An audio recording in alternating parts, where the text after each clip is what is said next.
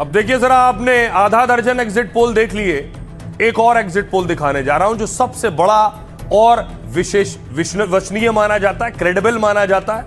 वो exit poll है today's Chanakya का। पश्चिम बंगाल में 294 सीटें, 148 पर बहुमत है। और ये टुडेज चाणक्य का जो एग्जिट पोल है वो आपके सामने बीजेपी को दे रहा है 192 सीट्स, 192 सीट। बहुमत के लिए चाहिए 148। ममता बनर्जी को 100 सीटें दे रहा है और अन्य को 2। यहां नंबर 1 पर शुभेंदु अधिकारी है, नंबर 2 पर टीएमसी है। वोट परसेंटेज देखिए, वोट परसेंटेज बीजेपी लगभग 48% बीजेपी को वोट मिल रहा है। आपको बताऊं 2021 में बीजेपी को वोट मिला था लगभग 39%। तो 9 से 10% बीजेपी का वोट शेयर बढ़ रहा है। टीएमसी को मिला था लगभग 48, तो टीएमसी का 10% वोट कम हो रहा है, 38% आ गया है। और अन्य को जा रहे हैं 14% वोट। यानी एक और एग्जिट पोल भी जीत बता रहा है बीजेपी की। यह तो बात हो गई एग्जिट पोल की, लेकिन मैं आपको बताऊं एग्जिट पोल के अलावा एक और इंपॉर्टेंट चीज। बहुत से लोग यकीन करते हैं कि सट्टा बाजार में किसका भाव क्या चल रहा है, सट्टा बाजार किसे कितनी सीटें दे रहा है। तो क्या सट्टा बाजार बीजेपी को जिता रहा है या टीएमसी को जिता रहा है? सट्टा बाजार के आंकड़े आपके सामने रखता हूं। एग्जिट पोल से दूसरी तरफ सट्टा बाजार क्या कह रहा है। सट्टा बाजार बीजेपी को 150 से 152 सीटें दे रहा है। 148 पर सरकार बन जाती है, उस हिसाब से सट्टा बाजार भी बीजेपी की सरकार बनवा रहा है। टीएमसी को 137 से 140 सीटें दे रहा है सट्टा बाजार, यानी बहुमत से दूर।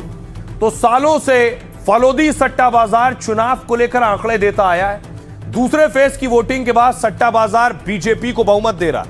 फलोदी सट्टा बाजार में बीजेपी को 150 से 152 सीटें, सट्टा बाजार में टीएमसी को 137 से 140 सीटें। चुनाव से पहले आपको बताऊं, यही सट्टा बाजार बंगाल में टीएमसी को बढ़त दे रहा था। दूसरे चरण से पहले बीजेपी को सट्टा बाजार में 100 सीटें दी जा रही।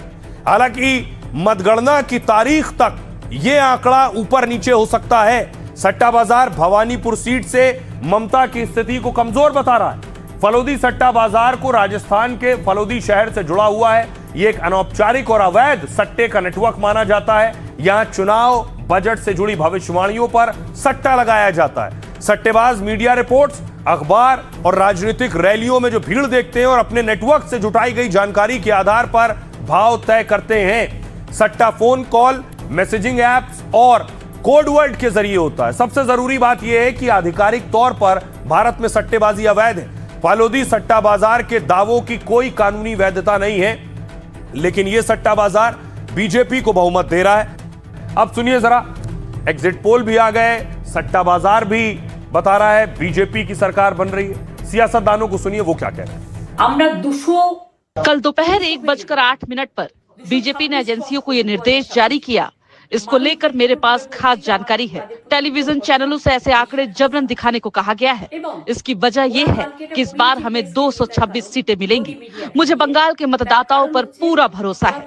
उन्होंने हमारी महिलाओं और बच्चों के खिलाफ केंद्रीय बल, ईडी और सीबीआई का इस्तेमाल किया है। हम जानते हैं, हमारा पूरा टीम इधर है। टीम का पास कम्युनिकेशन नहीं है। जब कम्युनिकेशन हो रहा है, हम यहाँ पर आके देख रहे हैं, वहाँ पर काम चल रहा है और लाइव स्ट्रीमिंग वहाँ पर हो रहा है। अंदर में लोग अगर सील्ड है तो अंदर में क्या हो रहा है, क्या काम हो रहा है और काम जो हो रहा है उसका तो तस्वीर बाहर में है लाइव स्ट्रीमिंग का। सत्ता विरोधी लहर तो थी, इसके लिए विपक्षों ने ज्यादा वोट तो मिले, जरूर मिले हैं, लेकिन विपक्षों के अंदर किस तरीके की वोट बंटवारा हुई ये तो अभी कहना मुश्किल है। फिर भी विपक्ष वोटों की एक बड़ा हिस्सा बीजेपी पार्टी को मिला है। वस्तुस्थिति यह है कि पश्चिम बंगाल में 2/3 से ज्यादा हमारी सीटें आएंगी। पिछली बार से भी बेहतर 2015 थी, उससे भी बेहतर करेंगे। जबकि उसमें अगर आप 12 वो जोड़ दीजिए जो बीजेपी वाले भी छोड़ के आए थे, तो हमारी फिगर आसपास वहां पर कहीं पर आई। ये 2 बार इनको हमने पिछले साफ कर दिया। इस बार जो हमारे 2021 में सीटें थी उससे भी ज्यादा आएंगी। लोग परिवर्तन चाह रहे हैं और ओनली ऑप्शन भाजपा, मोदी जी और सारे एग्जिट पोल वही दिखा रहे हैं। एक छोड़ के बाकी सारे दिखा रहे कि स्वीप होगा। 180 दिखा रहे, लेकिन हमारे चाणक्य, हमारे सम्मानीय गृह मंत्री जी अमित भाई शाह जी ने बोल दिया है, भाजपा आ रहे, सरकार बना रहे, 4 तारीख 200 पार होगा। इस बार 200 पार। पिछली बार एग्जिट पोल में अयोध्या में कह रहे थे कि 400 पार हो जाएंगे, याद कीजिए 400 पार कह रहे थे अयोध्या में, वो अयोध्या हार गए। तो ये नहीं कि एग्जिट पोल का कोई भरोसा नहीं है, लेकिन ये सच्चाई है कि इन्होंने पुलिस के माध्यम से बड़ी बेईमानी की। तो ये गड़बड़ियां हुई हैं, लेकिन उसके बावजूद भी बंगाल की जनता ने दीदी को ऐतिहासिक वोट दिया है। अब देखिए, कल हमने आपके सामने लगभग 7 एग्जिट पोल रखे थे, आज हम 8 एग्जिट पोल लेकर आए। कल दीदी और शुभेंदु फुटबॉल खेल रहे थे, आज दोनों क्रिकेट से 6 लगा रहे हैं। टुडे चाणक्य का एग्जिट पोल कहता है 192 बीजेपी और टीएमसी 100। इसके अलावा देखिए, पीपल्स पल्स का एग्जिट पोल कहता है 95 बीजेपी 95 से 110 और टीएमसी 177 से 187। पी मार्क का एग्जिट पोल कहता है कि बीजेपी 150 से 175 यानी बहुमत तक पहुंचेगी और टीएमसी 118 से 138 यानी बहुमत से दूर है। मैट्रिक्स का एग्जिट पोल बीजेपी को बहुमत दे रहा है 146 से 161, टीएमसी 125 से 140 यानी बहुमत से दूर है। प्रजा पोल बीजेपी को 177 सीटें दे रहा है यानी बहुमत दे रहा है और टीएमसी को 100 सीटें दे रहा है। चाणक्य का एग्जिट पोल बीजेपी को 150 से 160 सीटें दे रहा है, टीएमसी को 130 से 140 सीटें दे रहा है। पोल डायरी 142 से 171 सीटें दे रहा है बीजेपी को और टीएमसी को 99 से 127 दे रहा है। बहुमत के लिए 148 चाहिए। जनमत पोल्स 80 से 90 सीटें बीजेपी को दे रहा है जनमत पोल और टीएमसी को दे रहा है 195 से 205 यानी टीएमसी की सरकार बना रहा है जनमत पोल। बड़ा इंपॉर्टेंट है, सारे पोल का जब आप एवरेज निकालेंगे तो बहुत फर्क नहीं है। एवरेज में देखिए, बीजेपी 148 यानी ठीक बहुमत के आंकड़े तक, टीएमसी 137 बहुमत के आंकड़े से कुछ पीछे। इसलिए फाइट बहुत टफ है, कम से कम एवरेज में औसत में यही पता चल रहा है। ममता बनर्जी और शुभेंदु अधिकारी, टीएमसी और बीजेपी में यह कांटे का मुकाबला है। सुनिए बंगाल के लोग क्या कह रहे हैं। बताइए दीदी का काम कैसा है? ठीक ही था। ठीक ठाक? हाँ, हम लोग का तो ठीक ठाक है? हाँ, ठीक ही था। तो बस आपका ठीक ठाक है तो मैं समझ गया कि दीदी 100%। भाजपा का कोई नहीं, उनका संगठन कहाँ है? वोट में देगा कोई नहीं है, मैदान में अकेला तृणमूल खेला। कुछ बोला नहीं जा सकता, लेकिन परिवर्तन जरूरी है, थोड़ा परिवर्तन होना चाहिए। तब स्टेट कहां से कहां पहुंच गया है। वेस्ट बंगाल अभी भी बहुत पीछे है दूसरे स्टेट से, लेकिन टक्कर कांटे की टक्कर होगी, इसमें कोई दो राय नहीं है। सभी कोई चाह रहा, बच्चा बूढ़ा जवान लड़का लड़की कि एक बार चेंजेज आए। जैसा बढ़ चढ़ के वोट हुआ उसके अलावा और भी कुछ हो सकता है, बहुत कुछ बदल भी सकता है सरकार। ऐसा भी कोई जरूरी नहीं है कि आम जनता का सोच के ऊपर में है। मेरे ख्याल से ये बंगाल में 150 से 170 सीट बीजेपी से तो जरूर आएगा, वो सरकार तैयार करेगा। देखिए, हम लोग तो चाहेंगे कि ममता बनर्जी का सरकार बने, क्योंकि हम लोग यहाँ पे अच्छा से बिजनेस करने सक रहे हैं, अपना रोजी रोजगार ठीक चल रहा है, कोई असुविधा नहीं है। बनेगा तो बीजेपी का ही सरकार इस बार। हाँ, एग्जिट पोल भी एग्जिट पोल से भी ज्यादा आने का उम्मीद है हम लोग को। हाँ, इस बार खुल के मतदान हुआ है। हाँ, कहीं भी धांधली नहीं हुआ, समझे, और परिवर्तन का लहर भी है। लड़ाई बहुत जबरदस्त है, कांटा का है, मतदान भी बहुत जबरदस्त हुआ है। मेन है कौन काम किया है। हम लोग सरकार, बंगाल सरकार काम किया है, ऐसा बात नहीं कि सोचिए सबने एग्जिट पोल सामने रखे, लेकिन एक्सिस माई इंडिया ने कहा वो एग्जिट पोल लेकर नहीं आएंगे, वो बंगाल का एग्जिट पोल नहीं दे रहे हैं। आखिर क्यों, आपको बता, एक्सिस माई इंडिया ने नंबर नहीं बताए हैं बंगाल के एग्जिट पोल के। आज बंगाल के एग्जिट पोल के नंबर जारी करने वाले थे, आखिरी कुछ घंटों में एजेंसी ने डाटा जारी नहीं किया। एजेंसी के एमडी प्रदीप गुप्ता ने अधूरे सैंपल का हवाला दिया। प्रदीप गुप्ता ने एनडीटीवी से कहा, बंगाल के वोटर चुप और खामोश हैं, 70 से 80% वोटर अपने मन की बात नहीं कर रहे हैं। ऐसे में आधे अधूरे सैंपल पर सर्वे नहीं निकल सकता। इस वजह से एग्जिट पोल रिलीज न करने का फैसला किया उन्होंने। हालांकि बाकी राज्यों के एग्जिट पोल एजेंसी ने जारी किए हैं। प्रदीप गुप्ता ने आंकड़े जारी करने में किसी डर से इनकार किया है।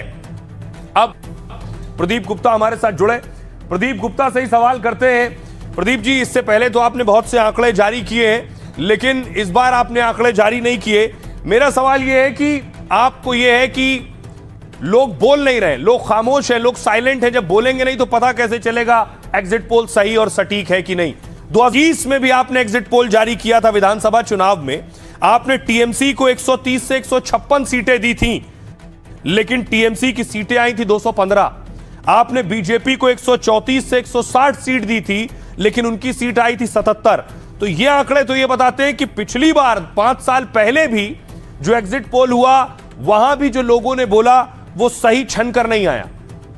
नहीं, मैंने जैसे बताया 20 से 30% लोग उस समय वोकल नहीं थे, लेकिन लोग कह रहे थे।